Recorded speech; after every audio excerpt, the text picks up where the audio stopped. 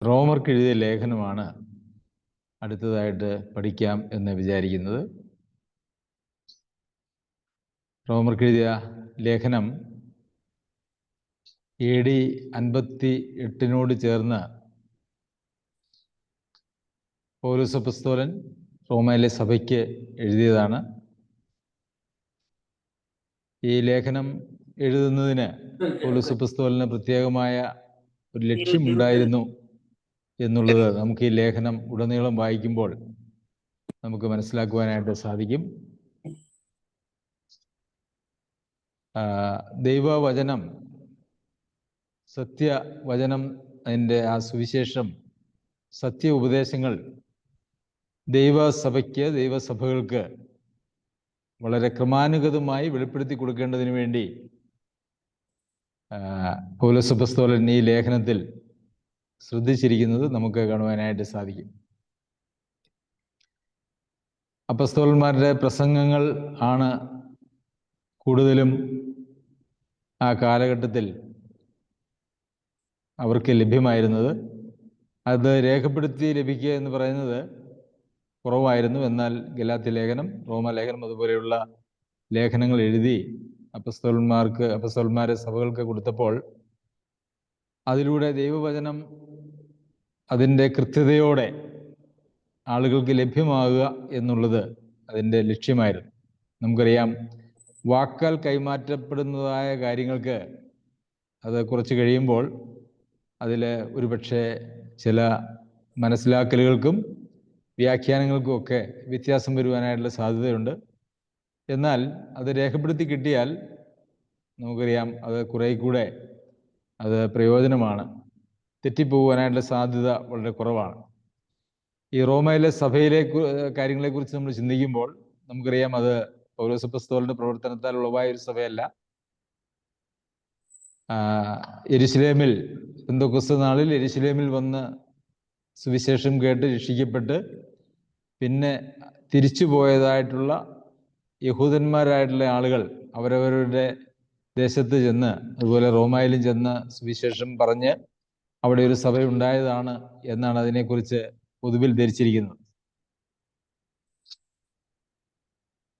അതുകൊണ്ട് പൗലോസ് അപ്പോസ്തലൻ ഈ ലേഖനം എഴുതുന്ന സമയത്ത് പോലും അങ്ങോട്ട് പോയിട്ടില്ല. അതുവരെ അങ്ങോട്ട് പോയിട്ടില്ല. താൻ പോകാനുള്ള ഒരു ആഗ്രഹം ഈ ലേഖനത്തിൽ പറഞ്ഞിരിക്കുന്നത് നമുക്ക് കാണുവാനായിട്ട് സാധിക്കും. ഈ റോമയിലെ സഭയുടെ പ്രത്യേകത എന്ന് പറഞ്ഞാൽ, ഈ സഭയിൽ യഹൂദന്മാരിൽ നിന്ന് രക്ഷിക്കപ്പെട്ടു വന്നതായിട്ടുള്ള ആളുകളും ജാതികളിൽ നിന്ന് രക്ഷിക്കപ്പെട്ടു വന്നതായിട്ടുള്ള ആളുകളും ഉണ്ടായിരുന്നു എന്ന് നമുക്ക് കാണുവാനായിട്ട് സാധിക്കും. ഈ ലേഖനം വായിച്ച് മുമ്പോട്ട് പോകുമ്പോൾ അതിൻ്റെ വ്യക്തമായിട്ടുള്ള സൂചനകൾ നമുക്ക് കാണാനായിട്ട് സാധിക്കും. ഈ ക്ലൗദ്യോസിൻ്റെ കാലത്ത്, റോമൻ ചക്രവർത്തിയായിരുന്ന ക്ലൗദ്യോസിൻ്റെ കാലത്ത് യഹൂദന്മാർ എല്ലാവരും റോമാ നഗരം വിട്ടു പോകണം എന്നുള്ളൊരു കൽപ്പന പുറപ്പെടുവിച്ചു എന്നുള്ളത് നമ്മൾ അപ്പോസ്തല പ്രവൃത്തികളിൽ വായിക്കുന്നുണ്ട്. അങ്ങനെ ആ കൽപ്പനയുടെ അടിസ്ഥാനത്തിൽ യഹൂദന്മാരായിട്ടുള്ള എല്ലാ ആളുകളും റോമാ നഗരം വിട്ടുപോയി. സ്വാഭാവികമായിട്ടും അന്ന് റോമയിലെ സഭയിൽ ജാതികളിൽ നിന്ന് രക്ഷിക്കപ്പെട്ട ആളുകൾ മാത്രമായിട്ട് ചുരുങ്ങി എന്ന് നമുക്ക് കാണാനായിട്ട് സാധിക്കും.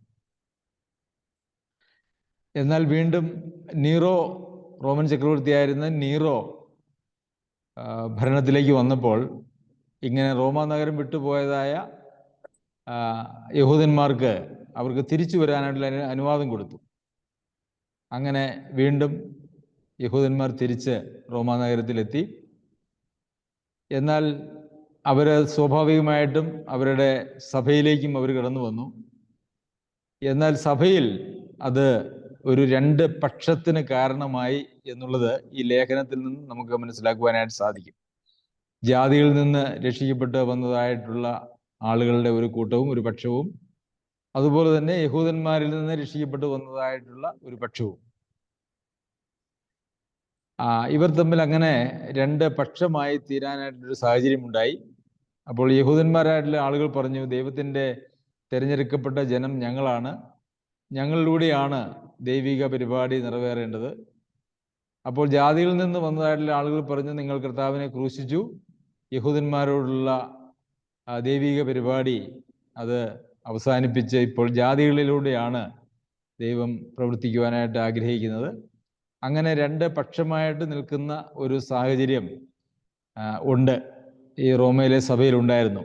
നമ്മൾ ഈ ലേഖനം വായിച്ചു പോകുമ്പോൾ യഹൂദന്മാരിൽ നിന്ന് വന്നതായിട്ടുള്ള ആളുകളോട് വ്യക്തമായിട്ട് സംസാരിക്കുന്ന വേദഭാഗങ്ങളും അവർക്ക് കൊടുക്കുന്നതായിട്ടുള്ള മുന്നറിയിപ്പുകളും, അതുപോലെ ജാതികളിൽ നിന്ന് വന്നതായിട്ടുള്ള ആളുകൾക്ക് കൊടുക്കുന്നതായിട്ടുള്ള കാര്യങ്ങളും അവർക്കുള്ള ചില മുന്നറിയിപ്പുകളും നമുക്ക് കാണാനായിട്ട് കഴിയും. പിന്നെ ആദ്യം യഹൂദനും പിന്നെ യവനനും എന്ന് പറയുന്ന പ്രയോഗം നമുക്ക് ഈ ലേഖനത്തിൽ ചില സ്ഥലങ്ങളിൽ കാണുന്നുണ്ട്. ഇതിൻ്റെയൊക്കെ പശ്ചാത്തലം എന്ന് പറയുന്നത് ഈ പറഞ്ഞതായിട്ടുള്ള കാര്യമാണ്. അപ്പോൾ ഇത്രയും പശ്ചാത്തലം നമ്മൾ അറിഞ്ഞിരിക്കേണ്ടത് ഈ ലേഖനം വായിക്കുമ്പോൾ അത് യോഗ്യമായി മനസ്സിലാക്കുന്നതിന്, വ്യാഖ്യാനിക്കുന്നതിന് നമുക്ക് ആവശ്യമാണ്. ശരി, നമുക്ക് ലേഖനത്തിലേക്ക് വരാം. ദൈവം തൻ്റെ പുത്രനും നമ്മുടെ കർത്താവുമായ യേശുക്രിസ്തുവിനെ കുറിച്ച് വിശുദ്ധ രേഖകളിൽ തൻ്റെ പ്രവാചകന്മാർ മുഖാന്തരം മുമ്പുകൂട്ടി വാഗ്ദത്തം ചെയ്ത സുവിശേഷത്തിനായി വേർതിരിച്ച് വിളിക്കപ്പെട്ട അപ്പസ്തോലനും യേശുക്രിസ്തുവിൻ്റെ ദാസനുമായ പൗലോസ്. അപ്പോൾ ഇവിടെ നാം വായിക്കുന്നത് ഈ സുവിശേഷം എന്ന് പറയുന്നത് അത് മുമ്പുകൂട്ടി പ്രവാചകന്മാർ മുഖാന്തരം വിശുദ്ധ രേഖകളിൽ വാഗ്ദത്തം ചെയ്തതായ കാര്യമാണ്. അതല്ലാതെ അതങ്ങനെ സംഭവിച്ചു കഴിഞ്ഞപ്പോൾ മാത്രം പ്രഖ്യാപിക്കപ്പെട്ട ഒരു കാര്യമല്ല. അപ്പോൾ ഈ സുവിശേഷത്തിൻ്റെ കൃത്യതയെക്കുറിച്ചും അതിൻ്റെ ആധികാരികതയെക്കുറിച്ചും അതിനകത്തുള്ള ദൈവിക പരിപാടികളെക്കുറിച്ച് ഉറപ്പാക്കുന്നതിന് വേണ്ടിയാണ് ഇങ്ങനെ അപ്പസ്തോലൻ തുടങ്ങുന്നത്. വിശുദ്ധ രേഖകൾ നമുക്കറിയാം, ഷണ്ടൻ തേരിലിരുന്നു കൊണ്ട് ന്യായപ്രമാണ പുസ്തകം വായിച്ചുകൊണ്ടിരുന്നു. യെശയ്യാ പ്രവചനത്തിൻ്റെ ഒരു ഭാഗമായിരുന്നു വായിച്ചുകൊണ്ടിരുന്നത്. അപ്പോൾ ആ യെശയ്യാ പ്രവചനത്തിൻ്റെ ആ ഭാഗം വായിച്ചുകൊണ്ടിരുന്ന ആ ഭാഗം ഉപയോഗിച്ച് തന്നെയാണ് ഫിലിപ്പോസ് ഷണ്ടനോട് സുവിശേഷം പറയുന്നത്. കർത്താവായ യേശുക്രിസ്തു വന്ന കഷ്ടമനുഭവിക്കുകയും അങ്ങനെ ആ കഷ്ടമനുഭവിച്ചതിൻ്റെ കാരണവും കർത്താവിൻ്റെ വരവിനെ സംബന്ധിച്ചും ഒക്കെ ഉള്ള കാര്യങ്ങൾ ഷണ്ടനോട് ഈ പഴയ നിയമം വെച്ചാണ് സംസാരിച്ചത്. അതുപോലെ യഹൂദന്മാരിൽ നിന്ന് വന്നതായിട്ടുള്ള എല്ലാവരോടും, അല്ലെങ്കിൽ യഹൂദന്മാരോട് അപ്പസ്തോലന്മാർ സുവിശേഷം പ്രസംഗിച്ചപ്പോൾ അവിടെയെല്ലാം ഈ വിശുദ്ധ രേഖകൾ ഉപയോഗിച്ച് അല്ലെങ്കിൽ അതിൽ നിന്ന് വാക്യങ്ങൾ എടുത്തിട്ടാണ് സംസാരിച്ചത് എന്നുള്ളത് നമുക്ക് കാണാനായിട്ട് കഴിയും. പത്രോസ് അപ്പസ്തോലന്റെ ആദ്യത്തെ പ്രസംഗത്തിൽ പോലും പഴയ നിയമത്തിന്റെ പശ്ചാത്തലത്തിൽ നിന്നുകൊണ്ടാണ് പത്രോസ് അപ്പസ്തോലൻ പ്രസംഗിക്കുന്നത് എന്ന് നമുക്ക് കാണാനായിട്ട് കഴിയും. അപ്പോൾ സുവിശേഷം അത് പെട്ടെന്ന് വന്നതായിട്ടുള്ളൊരു കാര്യമല്ല, അത് യാദൃശ്ചികമായിട്ട് വന്നതല്ല. അതുകൊണ്ട് അതിൻ്റെ കൃത്യതയും ദൈവിക പരിപാടി അതിനകത്തുള്ളതും നമുക്ക് മനസ്സിലാക്കുവാനായിട്ട് സാധിക്കും. ദൈവമാണ്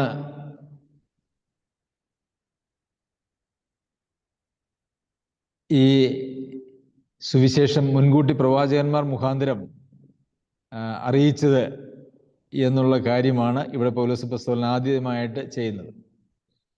അങ്ങനെ സുവിശേഷത്തിന് ആയി വേർതിരിച്ച് വിളിക്കപ്പെട്ട അപ്പസ്തോലനും യേശുക്രിസ്തുവിന്റെ ദാസനുമായിട്ടുള്ള പൗലോസ്, അപ്പോൾ ആ സുവിശേഷത്തിന്റെ ഒരു ദൂതനായിട്ട്, അപ്പസ്തോലൻ എന്ന വാക്കിന്റെ അർത്ഥം നമുക്കറിയാം, മെസ്സഞ്ചർ അല്ലെങ്കിൽ ദൂതൻ എന്നാണ്. അപ്പോൾ ആ സുവിശേഷത്തിനായിട്ട് പ്രത്യേകം വേർതിരിച്ച് വിളിക്കപ്പെട്ട ആളാണ് താൻ എന്ന് ഇവിടെ പൗലോസ് അപ്പസ്തോലൻ പറയുകയാണ്. അങ്ങനെ താനൊരു അപ്പസ്തോലനാണ്. അപ്പസ്തോലൻ എന്ന് പറയുമ്പോൾ കേവലം ഒരു ദൂതൻ എന്നുള്ളതല്ല, അപ്പസ്തോലികമായിട്ടുള്ള ചില അധികാരങ്ങളും ഉണ്ട് എന്നുള്ളത് നമുക്കറിയാം. ദൈവിക വെളിപ്പാടുകൾ പ്രാപിക്കുന്നതിനും അതുപോലെ തന്നെ സഭയുടെ സ്ഥാപനം മുതലായിട്ടുള്ള അധികാരങ്ങൾ അതിൽ ഉൾപ്പെട്ടതാണ്. എന്നാൽ അപ്പസ്തോലൻ എന്നുള്ള വാക്ക് ഉപയോഗിച്ചതിനോട് ചേർന്ന് പൗലോസ് അപ്പസ്തോലൻ പറയുന്നത് യേശുക്രിസ്തുവിന്റെ ദാസൻ എന്നാണ്. അപ്പോൾ തൻ്റെ രണ്ട് തലത്തിലുള്ള പ്രവർത്തനങ്ങളാണ് താൻ അവിടെ കാണിക്കുന്നത്. ഞാനൊരു അപ്പസ്തോലനാണ് എന്നുള്ള ഒരു സ്ഥാനത്തിന് പ്രാധാന്യം കൊടുത്തിട്ടുള്ള ഒരു വാക്കല്ല, എന്നാൽ അതൊരു യാഥാർത്ഥ്യമാണ് എന്നുള്ളത് കൊണ്ട് അത് പറയാതിരിക്കാനും വഴിയില്ല. എന്നാൽ അതിനോട് ചേർന്ന് പൗലോസ് അപ്പോസ്തലൻ പറയുന്നത് ഞാൻ യേശുക്രിസ്തുവിന്റെ ഒരു ദാസനാണ്. ദാസൻ എന്ന് പറയുമ്പോൾ നമുക്കറിയാം, ദാസന്മാര് അങ്ങനെ വലിയ അംഗീകരിക്കപ്പെടുന്ന ആളുകളല്ല, യജമാനന്മാരാണ് കൂടുതലും അംഗീകരിക്കപ്പെടുന്നതായിട്ടുള്ള ആളുകൾ. ഞാനൊരു അപ്പസ്തോലനാണെങ്കിലും, വേർതിരിച്ച് വിളിക്കപ്പെട്ട ഒരു അപ്പസ്തോലനാണെങ്കിലും യേശുക്രിസ്തുവിന്റെ ദാസനായിട്ടാണ് ഞാൻ ശുശ്രൂഷ ചെയ്യുന്നത് എന്ന് പൗലോസ് അപ്പോസ്തലൻ പറയുന്നു. കൊരിന്ത്യർക്ക് എഴുതിയ ലേഖനത്തിലേക്ക് വരുമ്പോൾ ഞാൻ ദാസന്മാരെന്നും പൗലോസ് അപ്പോസ്തലനോട് പറയുന്നത് നമുക്ക് കാണാനായിട്ട് സാധിക്കും. അപ്പോൾ ക്രിസ്തുവിന്റെ ദാസനും ദൈവസഭയുടെ അല്ലെങ്കിൽ ദൈവമക്കളുടെ ദാസനും എന്നുള്ളതാണ് യഥാർത്ഥത്തിൽ ഒരു അപ്പസ്തോലിക ശുശ്രൂഷ. പ്രത്യേകിച്ച് പൗലോസ് അപ്പോസ്തലൻ തന്നെ കുറിച്ച് തന്നെ പറയുന്നതായിട്ടുള്ള വാക്കുകൾ എങ്ങനെയാണ്.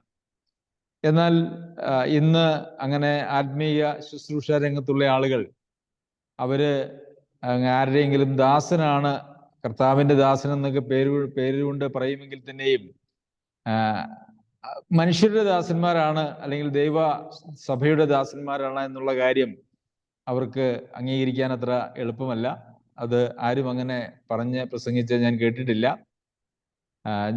നിങ്ങൾ നിമിത്തം ദാസന്മാർ എന്ന് പൗലോസ് അപ്പോസ്തലൻ കൊരിന്ത്യർക്ക് എഴുതിയ ലേഖനത്തിൽ പറയുന്നുണ്ടല്ലോ.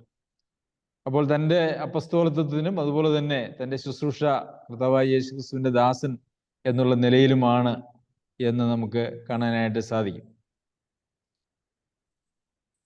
3-ാമത്തെ വാക്യത്തിൽ റോമായിൽ ദൈവത്തിന് പ്രിയരും വിളിക്കപ്പെട്ട വിശുദ്ധന്മാരുമായ എല്ലാവർക്കും എഴുതുന്നത്. ദൈവസഭയെക്കുറിച്ച്, ദൈവമക്കളെക്കുറിച്ച് നാം കാണുമ്പോൾ എല്ലായിടത്തും നമ്മൾ കാണുന്നത് ദൈവമക്കളെ സംബന്ധിച്ച് ദൈവത്തിൻ്റെ പ്രിയർ എന്നുള്ള ഒരു പ്രയോഗമാണ്.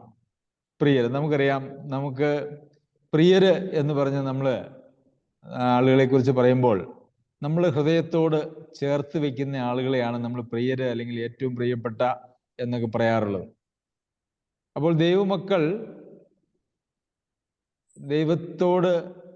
ദൈവമക്കൾ യഥാർത്ഥത്തിൽ ദൈവം തൻ്റെ ഹൃദയത്തോട് ചേർത്ത് വെച്ചിരിക്കുന്ന അല്ലെങ്കിൽ ഏറ്റവും വേണ്ടപ്പെട്ട, ദൈവത്തിൻ്റെ സ്നേഹം ഏറ്റവും അധികം അനുഭവിക്കുന്ന എന്ന് തുടങ്ങി നമുക്ക് അതിനെ വിശേഷിപ്പിക്കുവാനായിട്ട് യഥാർത്ഥത്തിൽ വാക്കുകളില്ല. എന്തുകൊണ്ടാണ് ദൈവമക്കൾ ദൈവത്തിന് ഈ പ്രിയരായിട്ടിരിക്കുന്നത് എന്ന് ചോദിച്ചാൽ, നമുക്കറിയാം, നമ്മൾ എന്തെങ്കിലുമൊക്കെ ഒരു സാധനം മേടിക്കുകയോ ഒക്കെ ചെയ്താൽ അതിനൊരു വില കൊടുത്താണ് നമ്മൾ വാങ്ങിക്കുന്നത്. വളരെയേറെ വില കൊടുത്ത് വാങ്ങിക്കുന്നതായിട്ടുള്ള കാര്യങ്ങൾ നമ്മൾ സൂക്ഷിക്കുന്നതും കരുതുന്നതും ഒക്കെ എങ്ങനെയാണ്? ഇപ്പം സ്വർണമോ അല്ലെങ്കിൽ അങ്ങനെയുള്ള വിലയേറിയ വസ്തുക്കൾ നമ്മൾ വാങ്ങിച്ചാൽ അത് നമ്മൾ വളരെ സുരക്ഷിതമായി, നമ്മൾ ഏറ്റവും ഒരു രീതിയിലും നഷ്ടപ്പെടാതെ നമ്മളത് വളരെ സുരക്ഷിതമായി സൂക്ഷിക്കും. വിലയേറിയ സാധനങ്ങൾ അങ്ങനെയാണ്. അതുപോലെ തന്നെ നമ്മെ ദൈവം വീണ്ടെടുത്തത് ഒരു വലിയ വില കൊടുത്താണ്. ആ വിലയെ സംബന്ധിച്ച് നമുക്ക് ഒരിക്കലും ഗണിക്കുവാനായിട്ട് കഴിയുകയില്ല, വിശദീകരിക്കുവാനായിട്ട് കഴിയുകയില്ല, വില നിർണ്ണയിക്കുവാനായിട്ട് കഴിയുകയില്ല. പ്രൈസ്ലെസ്, വിലയേറിയ എന്നാണ് നമ്മൾ പത്രോസ് എഴുതിയ ലേഖനത്തിൽ വായിക്കുന്നത്. വിലയേറിയ എന്ന് പറഞ്ഞാൽ വിലമതിക്കാനാവാത്തത് എന്നാണ്. ഇംഗ്ലീഷിൽ പ്രൈസ്ലെസ് എന്ന് പറയും. വിലമതിക്കാൻ കഴിയില്ല, അതിന് വിലയിടാനായിട്ട് ആർക്കും കഴിയുകയില്ല. അപ്പോൾ അങ്ങനെ വിലയേറിയ കർത്താവിൻ്റെ രക്തത്താൽ വീണ്ടെടുക്കപ്പെട്ട ആളുകൾ ആയതുകൊണ്ട് ദൈവത്തിന് നമ്മെ സംബന്ധിക്കുന്നതായിട്ടുള്ള വില എന്ന് പറയുന്നത് വളരെ വലുതാണ്.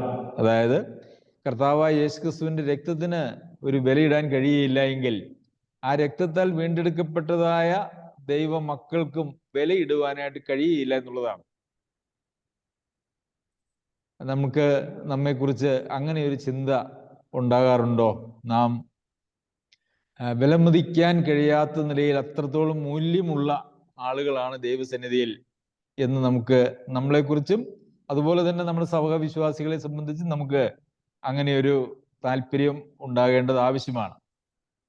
പലപ്പോഴും ഈ ആളുകൾ തമ്മിലുള്ള വഴക്കും അഭിപ്രായ വ്യത്യാസങ്ങളൊക്കെ ഉണ്ടാകുന്നതിൻ്റെ കാരണം എന്ന് പറയുന്നത് ദൈവസന്നിധിയിൽ ഒരു ദൈവപൈതലിൻ്റെ വില എന്ത് എന്നുള്ളത് ആളുകൾ അറിയുന്നില്ല, അല്ലെങ്കിൽ അംഗീകരിക്കുന്നില്ല, മനസ്സിലാക്കുന്നില്ല എന്നുള്ളതാണ്.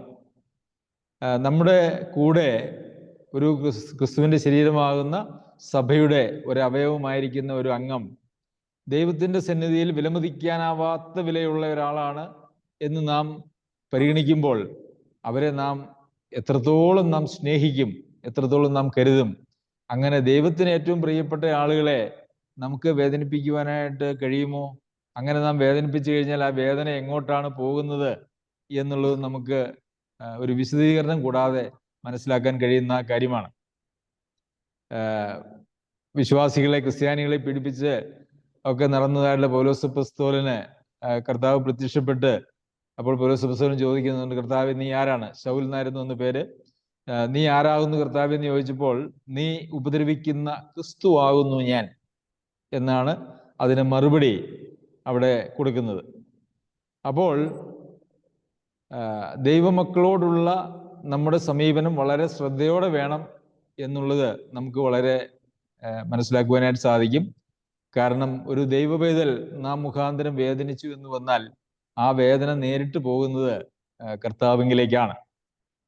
അപ്പോൾ നമ്മൾ എല്ലാവരും പ്രിയപ്പെട്ടവരാണ്, ദൈവത്തിന് പ്രിയരാണ്. പിന്നെ വിളിക്കപ്പെട്ട വിശുദ്ധന്മാരുമായ എല്ലാവർക്കും എഴുതുന്നു. അപ്പോൾ വിശുദ്ധന്മാർ എന്ന് പറഞ്ഞാൽ വേർതിരിക്കപ്പെട്ടവർ, ദൈവിക കാര്യങ്ങൾക്ക് വേണ്ടി വേർതിരിക്കപ്പെട്ടവർ എന്നാണ് അതിന് ശരിയായിട്ടുള്ള അർത്ഥം. അപ്പോൾ നമ്മെ വിളിച്ചിരിക്കുന്നത് നമ്മുടെ ഒരു കാര്യത്തിന് വേണ്ടിയിട്ടല്ല, ദൈവിക കാര്യത്തിന് വേണ്ടി വേർതിരിക്കപ്പെട്ട ആളുകളാണ് എന്നുള്ളതാണ്. നമുക്കറിയാം, പഴയ നിയമകാലത്ത് ദേവാലയത്തിൻ്റെ ഉപയോഗത്തിനായിട്ട് വേർതിരിക്കപ്പെട്ട ഒത്തിരി ഉപകരണങ്ങളും പാത്രങ്ങളും ഒക്കെ ഉണ്ടായിരുന്നു. അതൊക്കെ അതാത് ആവശ്യങ്ങൾക്കല്ലാതെ മറ്റൊരു ആവശ്യത്തിനും ഉപയോഗിക്കുവാനായിട്ട് അനുവാദം ഉണ്ടായിരുന്നില്ല. നമ്മുടെ സാധാരണ ഒരു ആവശ്യത്തിന് വേണ്ടി അത് ഉപയോഗിക്കാൻ കഴിയുകയില്ല. അത് ആത്മീയമായിട്ടുള്ള കാര്യങ്ങൾക്ക് അല്ലെങ്കിൽ ദേവാലയത്തിലെ ഉപയോഗത്തിന് വേണ്ടി മാത്രമുള്ളതാണ് എന്ന് പറഞ്ഞതുപോലെ തന്നെ നമ്മെ ദൈവം വേർതിരിച്ച് വിളിച്ചിട്ടുണ്ടെങ്കിൽ അത് ഒരു ദൈവിക പരിപാടിക്ക് വേണ്ടിയിട്ടാണ്. അപ്പോൾ നാം വിശുദ്ധന്മാരായിട്ട് നമ്മുടെ ജീവിതത്തിൻ്റെ പാപരഹിത ഒരു അവസ്ഥയെക്കുറിച്ചല്ല യഥാർത്ഥത്തിൽ അവിടെ ഈ വിശുദ്ധന്മാരെന്ന് പറയുന്നത് കൊണ്ട് അർത്ഥമാക്കുന്നത്. നമ്മളിൽ ഒരു പാപരഹിതമായ, അതായത് 100% പാപമില്ലാത്തതായിട്ടുള്ളൊരവസ്ഥ ലോകത്തിൽ ഒരു മനുഷ്യനിലും ഇല്ല എന്നുള്ളത് നമുക്കറിയാമല്ലോ. സിൻലെസ് പെർഫെക്ഷൻ അത് ഇല്ല. അപ്പോൾ ഇവിടെ വിശുദ്ധന്മാരെന്ന് നമ്മെ വിളിക്കുമ്പോൾ അവിടെ ഉദ്ദേശിക്കുന്നത് പ്രാഥമികമായിട്ടും അത് നമ്മെ ദൈവിക കാര്യങ്ങൾക്കായിട്ട് വേർതിരിക്കപ്പെട്ടവരാണ് എന്നുള്ള നിലയിലാണ്. അങ്ങനെ ദൈവിക കാര്യങ്ങൾക്കായിട്ട് വേർതിരിക്കപ്പെട്ടവരാണ് എങ്കിൽ നമ്മുടെ ജീവിതത്തിന്റെ ലക്ഷ്യവും അങ്ങനെ തന്നെ ആയിരിക്കണം. അപ്പോൾ മാത്രമേ നമ്മുടെ വിളി എന്നുള്ളത് അന്വർത്ഥമാകുന്നുള്ളൂ എന്നുള്ളതും നമുക്ക് മനസ്സിലാക്കുവാനായിട്ട് സാധിക്കും. അപ്പോൾ ദൈവം നമ്മെ വിളിച്ച് ദൈവിക കാര്യങ്ങൾക്ക് വേണ്ടി വിളിച്ച് വേർതിരിച്ചതിന് ശേഷം നാം അത്തരം കാര്യങ്ങളൊക്കെ വിട്ടിട്ട് നമ്മുടേതായിട്ടുള്ള കാര്യപരിപാടികളിലേക്ക് പോകുമ്പോൾ യഥാർത്ഥത്തിൽ നമ്മെ വിളിച്ച ആ വിളിയുടെ ലക്ഷ്യം നിവൃത്തിയാകാതെ പോകുന്നു എന്ന് നമുക്ക് കാണുവാനായിട്ട് സാധിക്കും. പിന്നെ വിശുദ്ധീകരണം എന്ന് പറയുന്നതായിട്ടുള്ളൊരു പ്രക്രിയ നമ്മുടെ ജീവിതത്തിലുണ്ട്. അത് പാപവഴികളെയും സ്വഭാവങ്ങളെയും ഒക്കെ വിട്ട് അത് ദൈവികമായിട്ടുള്ള സ്വഭാവങ്ങളോട് നാം അനുരൂപരാകുന്നതാണ്. അങ്ങനെയും വിശുദ്ധന്മാർ അല്ലെങ്കിൽ വിശുദ്ധീകരണം എന്ന് പറയുന്നതിന് ഒരർത്ഥമുണ്ട് എന്നുള്ളത് ഞാൻ മറക്കുന്നില്ല. അത് നമുക്ക് എല്ലാവർക്കും അറിയാവുന്നതായിട്ടുള്ളൊരു കാര്യമാണ്. 4-ാമത്തെ വാക്യത്തിൽ നമ്മുടെ പിതാവായ ദൈവത്തിൽ നിന്നും കർത്താവായ യേശുക്രിസ്തുവിൽ നിന്നും നിങ്ങൾക്ക് കൃപയും സമാധാനവും ഉണ്ടാകട്ടെ. അപ്പോൾ നമുക്ക് കൃപ വേണം, സമാധാനം വേണം. എന്തിനാണ് നമുക്ക് കൃപ എന്ന് ചോദിച്ചാൽ, എന്തിനാണ് നമുക്ക് കൃപ വേണ്ടത്? റോമർക്ക് എഴുതിയ ലേഖനത്തിൽ നമ്മൾ കൃപയ്ക്ക് അധീനരാകിയാൽ പാപം നിങ്ങളുടെ മേൽ കർത്തൃത്വം നടത്തുകയില്ലല്ലോ എന്ന് നമ്മൾ വായിക്കുന്നുണ്ട്. നമ്മുടെ ജീവിതത്തിലെ എല്ലാ പ്രവർത്തനങ്ങൾക്കും നാം ദൈവിക കാര്യങ്ങൾക്കായിട്ട് വിളിക്കപ്പെട്ടവരാണ് എന്നുള്ളത് കൊണ്ട് ഈ ദൈവിക കാര്യങ്ങളിൽ നാം ഫലപ്രദമായി ഉപയോഗിക്കപ്പെടണമെങ്കിൽ, ദൈവത്തിന് നമ്മെ ഉപയോഗിക്കുവാനായിട്ട് കഴിയണമെങ്കിൽ ദൈവത്തിൽ നിന്നുള്ളതായിട്ടുള്ള എല്ലാ സ്വഭാവ ഗുണങ്ങളും ശക്തിയും നാം പ്രാപിക്കേണ്ടത് ആവശ്യമാണ്. ദൈവം നൽകുന്ന ശക്തിയിലും കൃപയിലുമാണ്, അല്ലെങ്കിൽ കൃപയിലാണ് നമുക്ക് ഈ ദൈവികമായിട്ടുള്ള കാര്യങ്ങൾ ചെയ്യുവാനായിട്ട് പാടുള്ളൂ. അത് മാത്രമേ ദൈവം അംഗീകരിക്കുന്നതായിട്ടുള്ള കാര്യമുള്ളൂ. നമുക്ക് നമ്മുടെ സ്വന്തം ബുദ്ധിയിലും ശക്തിയിലും ഒക്കെ പല കാര്യങ്ങൾ ചെയ്യുവാനായിട്ട് സാധിക്കും. എന്നാൽ അത്തരം കാര്യങ്ങളൊന്നും ദൈവത്തിന് പ്രസാദകരമായിരിക്കുന്ന കാര്യങ്ങളല്ല. നമ്മുടെ നിയന്ത്രണം നാം വീണ്ടും ജനനം പ്രാപിക്കുമ്പോൾ നമ്മളുടെ നിയന്ത്രണം നാം ഏൽപ്പിച്ചു കൊടുക്കുന്നത് പരിശുദ്ധാത്മാവിനാലാണ്. അപ്പോൾ പരിശുദ്ധാത്മാവ് നമ്മളിൽ പ്രവർത്തിച്ചിട്ട് പരിശുദ്ധാത്മാവിന്റെ ശക്തിയിലും ആലോചനയിലും നാം പ്രവർത്തിക്കുന്നതായിട്ടുള്ള കാര്യങ്ങൾ ആണ് യഥാർത്ഥത്തിൽ ദൈവത്തിന് പ്രസാദകരമായിട്ടുള്ള കാര്യങ്ങൾ. നമ്മുടെ ജഡത്തിൽ നിന്നുണ്ടാകുന്നതായിട്ടുള്ള കാര്യങ്ങൾ ജഡത്തിൻ്റെതായിട്ടുള്ള ബലഹീനതകളോട് കൂടി മാത്രമേ വെളിപ്പെടുകയുള്ളൂ. എന്നാൽ ആത്മാവിൽ നിന്നുളവാകുന്നതായിട്ടുള്ള കാര്യങ്ങൾ അത് ദൈവിക പരിപാടിയുടെ ഭാഗമാണ്. അതുകൊണ്ട് കൃപ നമുക്ക് ആവശ്യമാണ്. ആ കൃപയിൽ നിന്നാണ് നമുക്ക് എല്ലാ കാര്യങ്ങളും ചെയ്യുവാനായിട്ട് കഴിയുന്നത്. സമാധാനവും ഉണ്ടാകട്ടെ, കൃപയും സമാധാനവും ഉണ്ടാകട്ടെ. സമാധാനം എന്ന് പറയുന്നത് നമ്മുടെ ജീവിതത്തിൽ നാം അനുഭവിക്കുന്ന ഒരു സമാധാനം മാത്രവുമല്ല, ദൈവവുമായിട്ടുള്ള നമ്മുടെ സമാധാനവും അതിൽ വരുന്നതാണ്. അപ്പോൾ ദൈവവുമായിട്ടുള്ള നമ്മുടെ സമാധാനവും സഹവിശ്വാസികൾ തമ്മിലുള്ളതായിട്ടുള്ള സമാധാനവും അതുപോലെ തന്നെ നമ്മുടെ ജീവിതത്തിൽ നാം അനുഭവിക്കുന്നതായിട്ടുള്ള ദൈവിക സമാധാനം നിങ്ങളുടെ ഹൃദയങ്ങളെയും നിലവുകളെയും ക്രിസ്തുയേശുവിൽ കാക്കും എന്ന് പറയുന്നതായിട്ടുള്ള ആ ഒരു സമാധാനവും ഇവിടെ വരുന്നുണ്ട്. അപ്പോൾ അതൊരു ആശംസയായിട്ടാണ് പറയുന്നത്. ഇത് നമ്മൾ മീറ്റിംഗ് ഒക്കെ അവസാനിപ്പിക്കുമ്പോൾ ഇങ്ങനെ ഒരു ആശംസ നമ്മൾ പറയാറുണ്ട്. കാരണം അതാണ് യഥാർത്ഥത്തിൽ ക്രിസ്തീയ ജീവിതത്തിന്റെ ഏറ്റവും പ്രാധാന്യമുള്ള കാര്യം എന്ന് പറയുന്നത്. 5-ാമത്തെ വാക്യത്തിലേക്ക് വരുമ്പോൾ, ജഡം സംബന്ധിച്ച് ദാവീദിന്റെ സന്തതിയിൽ നിന്ന് ജനിക്കുകയും മരിച്ചിട്ട് ഉയർത്തെഴുന്നേൽക്കുകയാൽ വിശുദ്ധിയുടെ ആത്മാവ് സംബന്ധിച്ച് ദൈവത്തിൽ നിന്ന് ശക്തിയോടെ നിർണയിക്കപ്പെടുകയും ചെയ്തിരിക്കുന്നവനാണല്ലോ. അപ്പോൾ കർത്താവിന്റെ ജനനത്തെക്കുറിച്ചുള്ള അല്ലെങ്കിൽ കർത്താവിനെ കുറിച്ചുള്ള 2 യാഥാർത്ഥ്യങ്ങളെ ഈ ഒരു വാക്യത്തിൽ നമുക്ക് കാണാനായിട്ട് സാധിക്കും. ജഡം സംബന്ധിച്ച് ദാവീദിന്റെ സന്തതിയിൽ നിന്ന് ജനിച്ചു. അപ്പോൾ ഒരു മനുഷ്യനായിട്ട് കർത്താവായ യേശുക്രിസ്തു ഈ ലോകത്തിലേക്ക് ജനിച്ചു എന്നുള്ളതാണ് നമുക്ക് 5-ാം വാക്യത്തിന്റെ ആദ്യ ഭാഗത്ത് കാണാനായിട്ട് കഴിയുന്നത്. ദാവീദിന്റെ സന്തതിയിൽ നിന്ന്, അതായത് ജോസഫ്, മറിയ, അങ്ങനെ ഒരു മാതാപിതാക്കൾക്കാണ് ജനിച്ചത്. എന്നാൽ അവര് മാതാപിതാക്കൾ എന്ന് ലോകത്തിൽ ആളുകൾക്ക് തോന്നിയാൽ പോലും കർത്താവിന്റെ ജനനം ഒരു സ്ത്രീ പുരുഷ സംസർഗത്തിലൂടെ ആയിരുന്നില്ല എന്നുള്ളത് നമുക്കറിയാം. യോഹന്നാൻ എഴുതിയ സുവിശേഷത്തിൽ, മത്തായി എഴുതിയ സുവിശേഷത്തിൽ പരിശുദ്ധാത്മാവിനാൽ ഗർഭിണിയായി എന്ന് മറിയം ഗർഭിണിയായി നമ്മൾ വായിക്കുന്നു. യോഹന്നാൻ എഴുതിയ സുവിശേഷത്തിൽ വചനം ജഡമായി തീർന്നു എന്നാണ് നാം വായിക്കുന്നു. 1-ാം അധ്യായത്തിന്റെ 14-ാമത്തെ വാക്യത്തിൽ വചനം ജഡമായി തീർന്നു. അപ്പോൾ കർത്താവിന്റെ ജഡാവതാരം എന്ന് പറയുന്നത് ഒരു സാധാരണ മനുഷ്യന്റെ ജനനം പോലെയല്ല, വചനമാണ് ജഡമായി തീർന്നത്. അതല്ലാതെ സാധാരണ ഒരു രക്തത്താലല്ല, പുരുഷന്റെ ഇഷ്ടത്താലുമല്ല എന്ന് നമ്മൾ യോഹന്നാൻ എഴുതിയ സുവിശേഷത്തിൽ നമ്മൾ വായിക്കുന്നുണ്ടല്ലോ. അപ്പോൾ കർത്താവിന്റെ ജഡസംബന്ധമായിട്ട് ദാവീദിന്റെ സന്തതിയിൽ ജനിച്ചു എന്ന് പറയുമ്പോൾ പോലും യഥാർത്ഥത്തിൽ കർത്താവിന്റെ ജനനം എന്ന് പറയുന്നത് ഒരു പരിശുദ്ധാത്മാവിനാലാണ് എന്ന് നമുക്ക് കാണാനായിട്ട് സാധിക്കും. വചനമാണ് ജഡമായിട്ട് തീർന്നത് എന്നുള്ളത് നമുക്ക് അവിടെ മനസ്സിലാക്കുവാനായിട്ട് സാധിക്കും. അതുകൊണ്ട് തന്നെ ഒരു സാധാരണ ഒരു മനുഷ്യന്റെ ജനിക്കുന്നതായിട്ടുള്ള ഒരു മനുഷ്യൻ്റെതായിട്ടുള്ള ജഡത്തിന്റെ ബലഹീനത കർത്താവിൽ ഇല്ലായിരുന്നു എന്നുള്ളത് നമ്മൾ മനസ്സിലാക്കണം. അങ്ങനെ കർത്താവായ യേശുക്രിസ്തു നമ്മളുടേതുപോലെയുള്ള ഒരു ജഡം ഉണ്ടായിരുന്നവനാണ് എന്ന് പഠിപ്പിക്കുന്നതായിട്ടുള്ള ആളുകളുണ്ട്. എന്നാൽ അത് ശരിയായിട്ടുള്ളൊരു കാര്യമല്ല.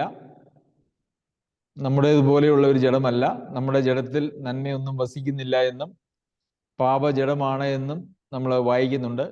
എന്നാൽ കർത്താവിന് നമ്മളതുപോലുള്ളൊരു ജനനമല്ലാത്തത് കൊണ്ട് തന്നെ കർത്താവിൽ അങ്ങനെയുള്ള ജഡത്തിൽ അങ്ങനെയുള്ളതായ ബലഹീനതകളോ പാപസ്വഭാവങ്ങളോ ഒന്നും ഉണ്ടായിരുന്നില്ല എന്ന് നമുക്ക് മനസ്സിലാക്കേണ്ടതായിട്ടുണ്ട്. പാപജഡത്തിന്റെ സാദൃശ്യത്തിലായി എന്ന് നമ്മൾ റോമർക്ക് എഴുതിയ ലേഖനത്തിൽ വായിച്ച് അതിനെക്കുറിച്ച് ചിന്തിച്ചിരുന്നല്ലോ. പാപജഡത്തിൽ വന്നു എന്നല്ല, പാപജഡത്തിന്റെ സാദൃശ്യത്തിൽ വന്നു. കർത്താവിനും നമ്മെപ്പോലെ കയ്യും കാലും കണ്ണും മൂക്കും ചെവിയും അതുപോലെ തന്നെ മനസ്സും വികാരങ്ങളും ഒക്കെ അങ്ങനെയൊക്കെ ഉണ്ടായിരുന്നു എന്നുള്ളതിനപ്പുറം മനുഷ്യനിലുള്ള പാപജഡത്തിന്റെ ബലഹീനതകൾ കർത്താവിൽ ഇല്ലായിരുന്നു. കാരണം വചനമാണ് ജഡമായി തീർന്നത്.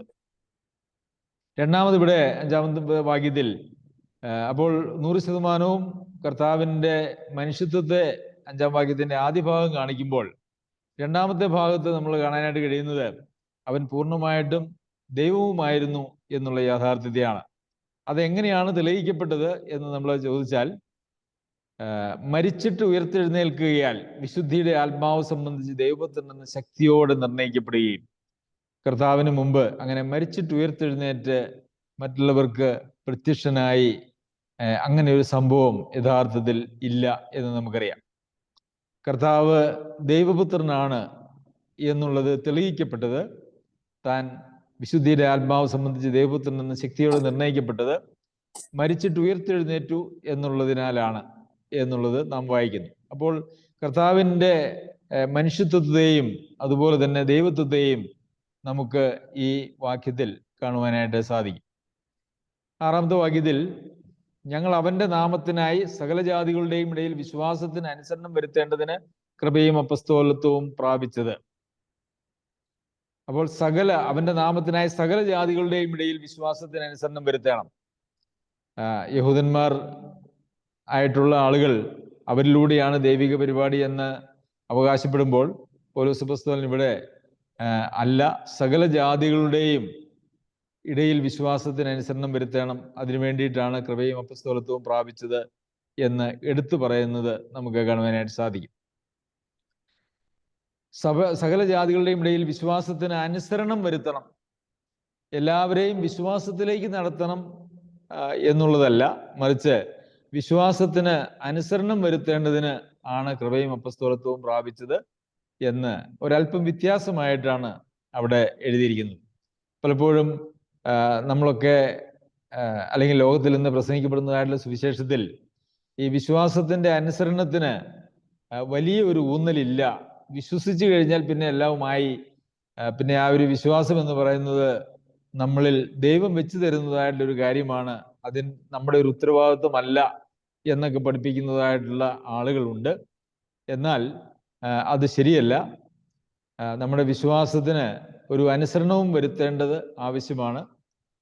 അനുസരണമില്ലാത്തതായിട്ടുള്ളൊരു വിശ്വാസം, അതായത് പ്രവൃത്തികളില്ലാത്ത വിശ്വാസം എന്ന് നമുക്ക് വേണമെങ്കിൽ അതിനെ പറയാനായിട്ട് കഴിയും. പ്രവൃത്തികളിലൂടെ വെളിപ്പെടാത്തതായിട്ടുള്ള വിശ്വാസം എന്ന് പറയുന്നത് ദൈവസന്നിധിയിൽ സ്വീകാര്യമായിട്ടുള്ള ഒരു വിശ്വാസമല്ല. അപ്പോൾ സുവിശേഷം പ്രസംഗിച്ച് ആളുകളെ രക്ഷയിലേക്ക് നയിച്ച് അങ്ങനെ കടന്നു പോകുവാനായിട്ടല്ല അപ്പസ്തോലന്മാർക്ക് ദൈവം കർത്താവ് തൻ്റെ കൽപ്പന കൊടുത്തത്. നിങ്ങൾ പുറപ്പെട്ട് പിതാവിൻ്റെയും പുത്രൻ്റെയും പരിശുദ്ധാത്മാവിൻ്റെയും നാമത്തിൽ സ്നാനം കഴിപ്പിച്ചും അടുത്തത് പറയുന്നത്, ഞാൻ നിങ്ങളോട് കൽപ്പിച്ചതൊക്കെയും പ്രമാണിക്കുവാൻ തക്കവണ്ണം ഉപദേശിച്ചും കൊണ്ട് സകല ജാതികളെയും ശിഷ്യരാക്കിക്കൊള്ളുവിൻ. അപ്പോൾ സുവിശേഷത്തിന്റെ ലക്ഷ്യം എന്ന് പറയുന്നത് ആളുകളെ വിശ്വസിപ്പിക്കുക എന്നുള്ളതിനപ്പുറം അവരെ വിശ്വാസം അവരിൽ ഉളവാക്കുകയും അതുപോലെ തന്നെ ആ വിശ്വാസത്തിന്റെ അനുസരണം അല്ലെങ്കിൽ വിശ്വാസത്തിന്റെ പ്രവൃത്തികൾ അവരുടെ ജീവിതത്തിൽ ഉളവാകണം, അതിനുകൊണ്ട് അവരെ പഠിപ്പിക്കണം എന്നുള്ളതാണ്. അപ്പോൾ സകല ജാതികളെയും ശിഷ്യരാക്കിക്കൊള്ളുവിൻ, ഞാൻ നിങ്ങളോട് കൽപ്പിച്ചതൊക്കെയും അനുസരിപ്പാൻ തക്കവണ്ണം ഉപദേശിച്ചും കൊണ്ട് സകല ജാതികളെയും ശിഷ്യരാക്കിക്കൊള്ളുവിൻ. അപ്പോൾ കർത്താവ് കൽപ്പിച്ചതൊക്കെ അനുസരിക്കാനായിട്ടുള്ള ഒരു ഉപദേശം സഭയിൽ ഉണ്ടാകേണ്ടത് ആവശ്യമാണ്. അങ്ങനെ ഉപദേശങ്ങളൊന്നും കൊടുക്കേണ്ടതായിട്ടുള്ള ആവശ്യമില്ല. ഒരാൾക്ക് ദൈവം വിശ്വാസം ദാനമായിട്ട് അവരുടെ ഹൃദയത്തിൽ കൊടുത്തു, ആ വിശ്വാസം അത് അങ്ങനെ തന്നെ അവരുടെ ജീവിതത്തിൽ സ്വീകരിക്കുമ്പോൾ അവരുടെ ജീവിതത്തിൽ അങ്ങനെ അതിനനുസരിച്ചുള്ള പ്രവൃത്തികളൊക്കെ ഉണ്ടായി വരും. ഇനി ഉണ്ടായി വന്നില്ലെങ്കിലും കുഴപ്പമില്ല എന്നുള്ളതായിട്ടുള്ള കാഴ്ചപ്പാടുകളൊക്കെ ധാരാളം നമുക്ക് കാണാനായിട്ട് സാധിക്കും. എന്നാൽ അങ്ങനെയല്ല, മറിച്ച് കർത്താവ് കൽപ്പിച്ചതായിട്ടുള്ള എല്ലാ കാര്യങ്ങളും അനുസരിക്കുവാനായിട്ട് ആളുകളെ പഠിപ്പിക്കണം, ഉപദേശിക്കണം എന്നൊക്കെ നമ്മൾ കാണുവാനായിട്ട് സാധിക്കും. അപ്പോൾ വിശ്വാസത്തിന് അനുസരണം എന്ന് പറയുന്നത് വളരെ പ്രധാനപ്പെട്ടതായിട്ടുള്ളൊരു കാര്യമാണ്. അങ്ങനെ അനുസരണം ഇല്ലാത്തതായിട്ടുള്ളൊരു വിശ്വാസം എന്ന് പറയുന്നത് യാക്കോബ് അപ്പോസ്തലന്റെ ഭാഷയിൽ പറഞ്ഞാൽ അത് തികച്ചും പ്രയോജനരഹിതമാണ്. അങ്ങനെയുള്ളൊരു വിശ്വാസം ഒരാളെ രക്ഷിക്കുകയില്ല. അത് നിർജീവമായിട്ടുള്ള ജീവനില്ലാത്ത ഒരു വിശ്വാസമാണ്. അപ്പോൾ ഒരു വിശ്വാസത്തിന് ജീവൻ വയ്ക്കുന്നത് എപ്പോഴാണ് എന്ന് ചോദിച്ചാൽ ആ വിശ്വാസത്തിന് അനുസരണം വരുമ്പോഴാണ്, അല്ലെങ്കിൽ ആ വിശ്വാസം പ്രവൃത്തികളിലൂടെ വെളിപ്പെടുമ്പോഴാണ്. നമുക്കറിയാം, ജീവനില്ലാത്ത ഒന്നും യഥാർത്ഥത്തിൽ ദൈവസന്നിധിയിൽ സ്വീകാര്യമല്ല. ദൈവികമായിട്ട് ഒരുവൻ വീണ്ടും ജനനം പ്രാപിക്കുമ്പോൾ ദൈവികമായിട്ടുള്ള ജീവനിലേക്കാണ് അവൻ പ്രവേശിക്കുന്നത്. അവൻ ക്രിസ്തുവിനോട് ചേരുമ്പോൾ ക്രിസ്തുവിലുള്ള ജീവന് അവനൊരു പങ്കാളിത്തം ലഭിക്കുകയാണ് ചെയ്യുന്നത്. അപ്പോൾ ആ ഒരു വിശ്വാസത്തിന്, ആ ദൈവിക ജീവൻ നമ്മളിൽ വ്യാപരിക്കുന്നുണ്ടെങ്കിൽ, ആ ജീവൻ മനുഷ്യരുടെ വെളിച്ചമായിരുന്നു നമ്മൾ വായിക്കുന്നു. നമുക്കും മനുഷ്യർക്ക് വെളിച്ചമായിട്ട് തീരുവാനായിട്ട് കഴിയും. അങ്ങനെ വെളിച്ചമായിട്ട് തീരുന്നു എന്ന് പറഞ്ഞാൽ വിശ്വാസത്തിന് അനുസരണം വരുന്നു, അല്ലെങ്കിൽ വിശ്വാസം നമ്മളുടെ ജീവിതത്തിൽ വിവിധ നിലകളിലുള്ള പ്രവൃത്തികളിലൂടെ നമ്മുടെ സ്വന്തം ജീവിതത്തിലുള്ള രൂപാന്തരത്തിലൂടെയും അതുപോലെ തന്നെ നമുക്ക് മറ്റുള്ള ആളുകളോടുള്ള നമ്മുടെ സമീപനങ്ങളിലും പെരുമാറ്റങ്ങളിലും ഒക്കെ ഒരു ദൈവിക ജീവന്റെ ഫലമായിട്ടുള്ള പ്രവർത്തനങ്ങൾ ഉളവാകും എന്നുള്ളതാണ്. പ്രിയമുള്ളവരെ, നമ്മുടെ വിശ്വാസം അത് യഥാർത്ഥത്തിൽ അനുസരണത്തിൽ വെളിപ്പെടുന്നതാണോ, പ്രവൃത്തികളിലൂടെ വെളിപ്പെടുന്നതാണോ? അതല്ല എങ്കിൽ കേവലം ഞാൻ വിശ്വസിച്ചു, ആ വിശ്വാസം അവിടെ ഇരിക്കുന്നു, നമ്മൾ അതിനു മുമ്പ് ജീവിക്കുന്നത് പോലെയോ അല്ലെങ്കിൽ ലോകത്തിലുള്ള മറ്റേത് ആളുകളും ജീവിക്കുന്നത് പോലെ ഒരു ജീവിതമാണോ നമ്മളിലുള്ളത് എന്നുള്ളത് നാം പരിശോധിക്കേണ്ടത് ആവശ്യമാണ്. അനുസരണത്തിലേക്ക് വരുത്താത്തതായിട്ടുള്ള വിശ്വാസം അല്ലെങ്കിൽ പ്രവൃത്തികളിലൂടെ വെളിപ്പെടാത്തതായിട്ടുള്ള വിശ്വാസം അത് ജീവനില്ലാത്ത വിശ്വാസമാണ്. ആ ഒരു വിശ്വാസത്താൽ ആർക്കും നിത്യതയിലേക്ക് പകർന്നു പോകാനായിട്ട് കഴിയില്ല. ദൈവം നമ്മെ സഹായിക്കട്ടെ. നമ്മുടെ വിശ്വാസത്തെ നമുക്ക് പരിശോധിക്കാം. അതുപോലെ തന്നെ നാം ദൈവസന്നിധിയിൽ ദൈവമക്കൾ എന്നുള്ള നിലയിൽ എത്രയോ വിലയുള്ളവരാണ് എന്നുള്ള കാര്യം നമുക്ക് ഓർക്കാം. നമ്മെക്കുറിച്ച് മാത്രവുമല്ല, നമ്മുടെ സഹവിശ്വാസികളായിട്ടുള്ള ആളുകളും ദൈവസന്നിധിയിൽ എത്രയോ പ്രിയപ്പെട്ടവരാണ്, വിലയേറിയവരാണ് എന്നുള്ളത് മനസ്സിലാക്കുന്നത് അവരോടുള്ള നമ്മുടെ എല്ലാ സമീപനത്തെയും വളരെ കാര്യമായി രൂപാന്തരപ്പെടുത്തും എന്നുള്ളത് നമുക്ക് ഓർക്കാം. കർത്താവിൻ്റെ അതിപരിശുദ്ധ നാമം വാഴ്ത്തപ്പെടുമാറാകട്ടെ.